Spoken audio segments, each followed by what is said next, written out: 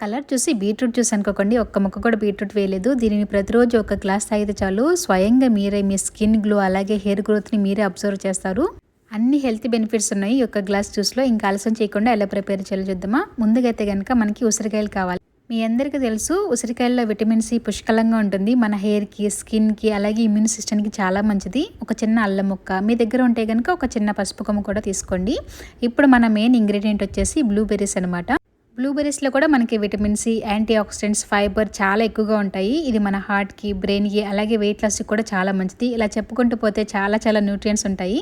ఇప్పుడు వీటిలో కొద్దిగా వాటర్ వేసుకొని ఈ విధంగా పేస్ట్ లాగా చేసుకోవాలి. మీరు కావాలంటే దీనిని వడగట్టుకోవచ్చు, కానీ వడగట్టేస్తే పిప్పుతో పాటు కొన్ని బెనిఫిట్స్ అయితే కనుక పోతాయనేసి నేను ఇలా డైరెక్ట్గా దీన్ని ఐస్ క్యూబ్స్ మోడ్లో వేసాను. దీనిని మనం ఒక నైట్ అంతా ఫ్రిడ్జ్లో పెట్టేసుకోవాలి.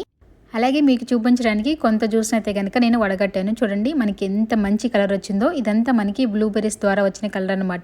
ఇప్పుడు వీటిని మనం ఒక నైట్ అంతా లేదంటే 5-6 గంటలు ఫ్రిడ్జ్లో పెట్టేసుకుంటే డీప్ ఫ్రిడ్జ్లో మనకి ఈ విధంగా ఐస్ క్యూబ్స్ అనేది తయారవుతాయి అనమాట.